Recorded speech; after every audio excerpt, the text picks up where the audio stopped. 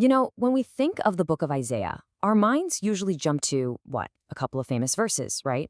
The ones we hear around Christmas. But what if I told you that's just scratching the surface? That Isaiah isn't some random collection of prophecies, but it's the whole story of the Bible, all packed into one single book. Now, I know that sounds like a wild claim, a huge claim even, but we're going to break it down. The idea is that this one book, written hundreds and hundreds of years before Jesus, basically lays out the entire roadmap for the Bible. You've got judgment, you've got exile, but then you also have this suffering servant and a promise of a brand new creation. It's a lot, I know, but the craziest part? The proof is baked right into the way the book is built. Okay, so first thing, I want you to remember a number. Just one number. 66. Why? Well, that's how many chapters are in Isaiah. Just tuck that away for a second. So why that number? What's so special about 66? Well, get this. It's also the exact number of books in the entire Bible. Now, you could say, okay, maybe that's just a coincidence. And maybe, but the parallel goes so much deeper. And honestly, this is where it gets really compelling. See, the book of Isaiah isn't just one long scroll. It's really split into two big sections. The first 39 chapters, they feel a lot like the Old Testament, right? It's all about God's law, judgment, and some pretty serious warnings. And how many books are in the Old Testament? Yep, 39. Then you hit chapter 40, and bam, the tone totally shifts. The final 27 chapters are filled with comfort, salvation, and hope, just like the 27 books of the New Testament. This isn't an accident. It's like a deliberate blueprint. So who was this guy, Isaiah? The man behind this masterpiece? It's easy to picture a prophet as some mystic, out in the desert somewhere. But that wasn't Isaiah. Not at all.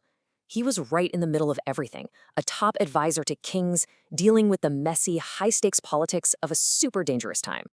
I mean, this guy's career was long. He advised 4 different kings. He saw the nation when it was rich and arrogant under Uzziah. He watched King Ahaz make some truly terrible deals with other countries. And then he was there for the ultimate showdown, this huge test of faith under King Hezekiah, with the most feared army in the world knocking on the door.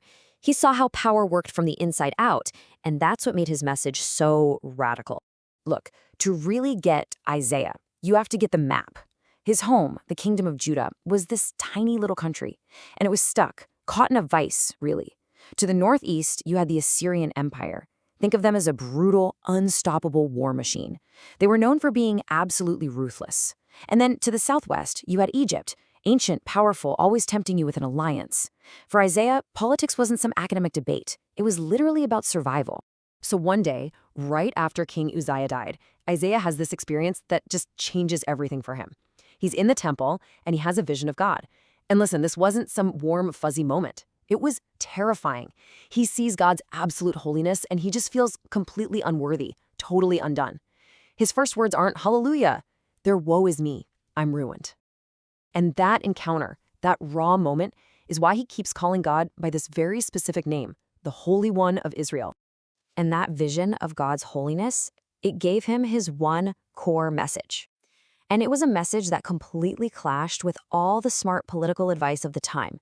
I mean, everyone was making deals, forming alliances, but Isaiah's message was simple. And honestly, it was dangerous. He said, trust God, not empires.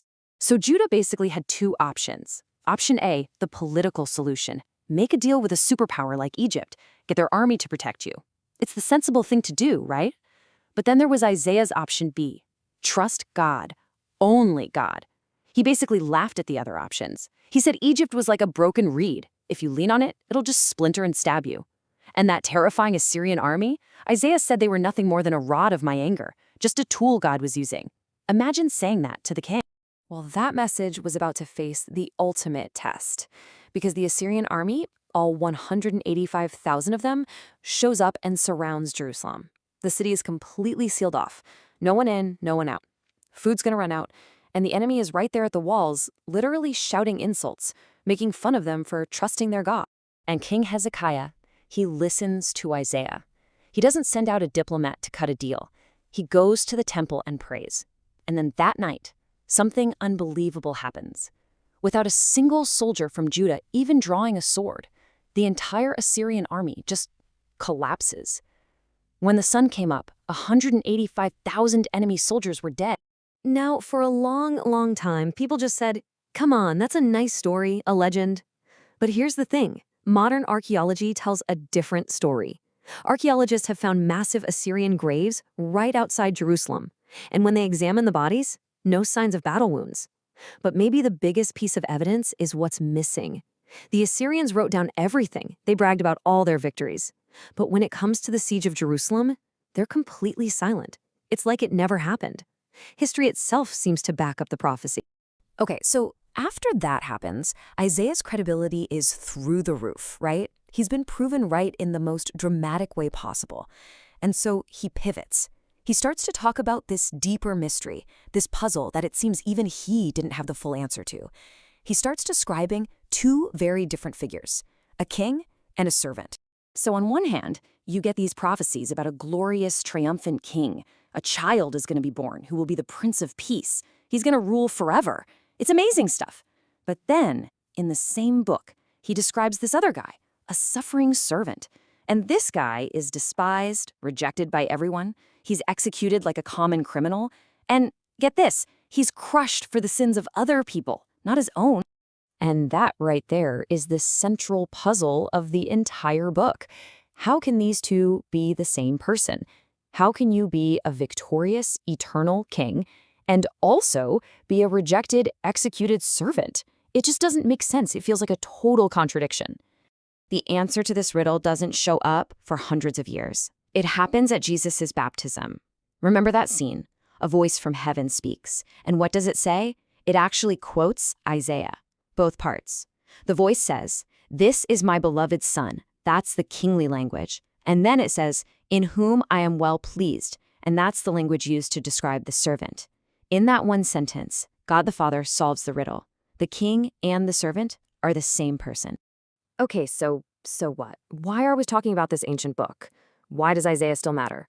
Well, it's because if you really want to get the big picture of the whole Bible, Isaiah is pretty much the master key. It unlocks the whole story. You can really boil down Isaiah's impact into three big things. First, it shows us how God actually works in history. He's not detached, he's involved in real nations and real crises. Second, it explains the cross. It gives us the why. Why did suffering have to come before glory? Why did the servant have to show up before the king could return? And third, it gives us real solid hope. I mean, if the part about the suffering servant came true in every detail, then we can be confident that the part about a new creation is going to come true too. And really, that's the ultimate point of Isaiah. It shows us that faith isn't some escape from the messiness of the real world. It's actually the key to making sense of it.